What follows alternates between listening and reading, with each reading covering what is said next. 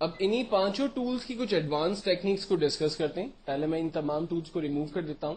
تمام آبجیکٹس کو ریموو کرنے کے لیے جسٹ آبجیکٹ پہ کلک کریں, ڈیلیٹ کا بٹن پریس کریں اور انوانٹیڈ آبجیکٹس جو ہے وہ ریموو کر دیں. ناؤ سب سے پہلے ہم لوگ اسکوائر ڈرا کرتے ہیں اگین, اور اس اسکوائر کے اندر میں اس کے زوم سائز کو بڑا کرتا ہوں تاکہ میں بہتر طور پہ اس کو دیکھ سکوں اور اس پہ کام کر سکوں. تو میں نے اس کے لیے یہاں سے زوم کا ٹول لیا اور اپنے آبجیکٹ کی رینج بنا لی ایگزیکٹلی. تو میرا آبجیکٹ کلیئر طریقے سے مجھے نظر آ رہا ہے.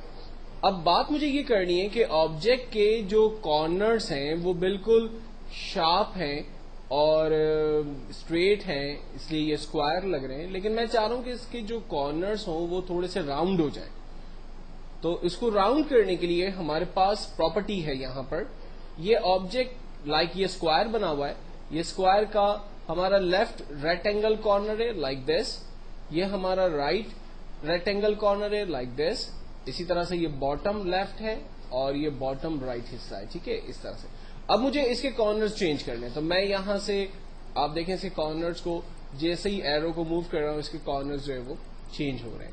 اگر میں اس کو کم کر رہا ہوں تو اس کے کارنرز جو ہے وہ ریڈیوز ہو رہے ہیں, جو راؤنڈ شیپس بن رہا تھا وہ اب نارمل ہو رہا ہے. زیرو جو ہے وہ ختم کر دے گا اور آپ جتنا بڑھانا چاہیں اتنا بڑھا سکتے ہیں. آپ یہاں پر ڈائریکٹ نمبر بھی لکھ سکتے ہیں. فار ایگزامپل میں 50 نمبر ایڈ کرتا ہوں, آپ دیکھیں چاروں کارنرز جو ہے وہ اس کے راؤنڈ ہو گئے اور ایٹ لیسٹ 50 پکسلز تک جو ہے وہ یہ راؤنڈ شیپ سے مجھے نظر آ رہے ہیں. لیکن ایک چیز کو غور کرنے سے یہ اندازہ ہو رہا ہے کہ جو بھی کام ہم ایک پراپرٹی کے اوپر کر رہے ہیں وہ چاروں کے اوپر افیکٹ کر رہی ہے.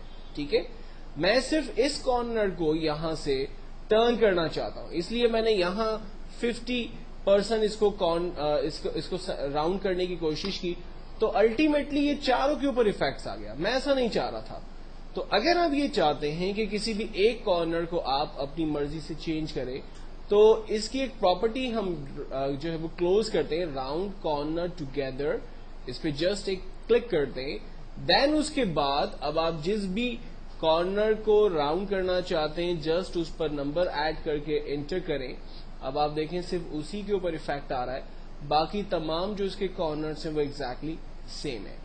سملرلی میں دوسرے کارنر کی طرف جا رہا ہوں, اس کو بھی 50% میں نے راؤنڈ کیا, یہ دیکھیں صرف 50% راؤنڈ ہے.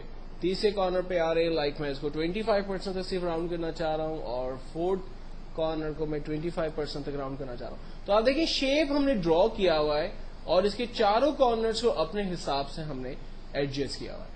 اور اگر میں چاہ رہا ہوں ٹوگیدر ایک ساتھ تمام کے کارنر زیرو ہو جائیں, تو میں نے ایک پہ زیرو ڈال کر انٹر کیا, تمام کے کارنرز آپ دیکھیں ایک ساتھ زیرو ہو گئے. پلس جب ہم روٹیٹ کرتے ہیں تو اس روٹیٹ کی مدد سے اس کو کوئی شیپ بھی دے سکتے ہیں. فار ایگزامپل مجھے اس کے زوم کو پہلے ٹھیک کرنا ہے تاکہ میں ایک فریم بنانے کی کوشش کروں اس اسکوائر کی مدد سے. تو زوم کو ٹھیک کرنے کے دو طریقے. پہلا طریقہ یہ ہے کہ آپ زوم ٹول پہ چلے جائیں اور یہاں پر تھرڈ لاسٹ ٹول ہے زوم ٹو پیج, جس کی شارٹ کٹ ہے شفٹ F4. یا تو آپ ٹول کی مدد لے لیں یا پھر آپ اگر زوم بڑا ہے تو شفٹ F4 کر دیں, یعنی شارٹ کٹ کی کو پریس کریں, آپ کا پیج کا سائز جو ہے وہ ٹھیک ہو جائے گا. اب مجھے کام یہ کرنا ہے کہ جو آبجیکٹ میں نے اس وقت بنایا ہے اس کو ایک فوٹو فریم یا ایک فش ٹینک کا فریم جو ہے وہ بنانا میں چاہ رہا ہوں. تو میں نے جسٹ ایک سمپل فریم ڈرا کیا. اس کی ڈپلیکیٹ بناتے ہیں. ڈپلیکیٹ بنانے سے ہمیں فائدہ یہ ہوگا کہ ہمیں سیم سائز اور سیم پراپرٹی کا ایک اور آبجیکٹ مل جائے گا. تو ڈپلیکیٹ کا جو شارٹ کٹ ہے وہ کنٹرول ڈی ہے, ادروائز آپ ایڈٹ کے مینیو میں جاتے ہیں اور یہاں پر ڈپلیکیٹ کی کمانڈ کو یوز کرتے ہیں. تو فی الوقت میں نے آبجیکٹ کی ایک ڈپلیکیٹ کریٹ کر لی. دین اس کے بعد میں ریکٹینگل ٹول ایک اور ڈرا کرتا ہوں اور بالکل ایگزیکٹلی اس کی سائز جو میری فش ٹینک کی پہلے سے فریم بنی ہوئی ہے اس کی سائز کے حساب سے اس کو سیٹ کر لیتا ہوں.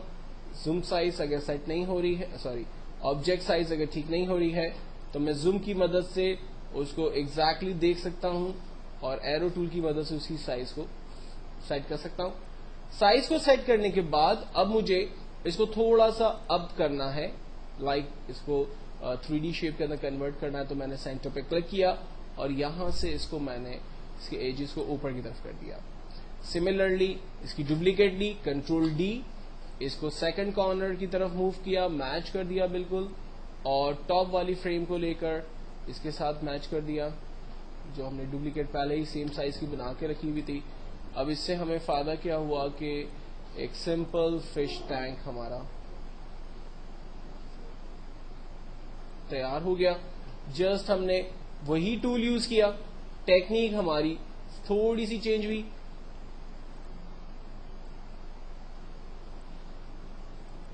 کیسے ہمیں یوز کرنا ہے, کہاں ہمیں یوز کرنا ہے, یہ آئیڈیا ہم نے تھوڑا سا لگایا, آبجیکٹ ہمارا تیار ہو گیا. اب آبجیکٹ کو تیار کرنے کے بعد اس میں ایک جو بیسک پرابلم آئے گی وہ اس کو موو کرنے کی آئے گی, یا اس کو ری شیپ سائز چھوٹا بڑا کرنے کی آئے گی, کیونکہ یہ 4 ڈفرنٹ شیپس کی مدد سے بنائے گئے. تو جب میں ایک کو موو کروں گا تو دوسرے کے اوپر دوسرا اپنی جگہ فکس ہے, دوسرے کو موو کرتا ہوں تو تیسرا فکس ہے. ٹھیک ہے, تو میں ان چاروں کو جو ہے وہ ایک ساتھ کیسے سلیکٹ کروں یا موو کروں. تو اس کا آسان طریقہ یہ ہے کہ آپ ایرو کا ٹول سلیکٹ کریں, اس فش ٹینک کی رینج بنائیے, رینج بنانے سے یہ چاروں آبجیکٹ سلیکٹ ہو گئے. دین ٹاپ پر ایک ٹول ہمیں نظر آتا ہے گروپ, ہم اسے گروپ میں ڈال دیں. گروپ کا شارٹ کٹ ہے Ctrl+G, آپ پریس کر سکتے ہیں, آبجیکٹ آپ کا گروپ میں کنورٹ ہو گیا. گروپ میں کنورٹ کرنے سے آپ کو فائدہ یہ ہوا کہ اب یہ پورا آبجیکٹ ایک ہو چکا ہے. موو کریں گے, چاروں اس کے آبجیکٹس ایک ساتھ موو ہو رہے ہیں.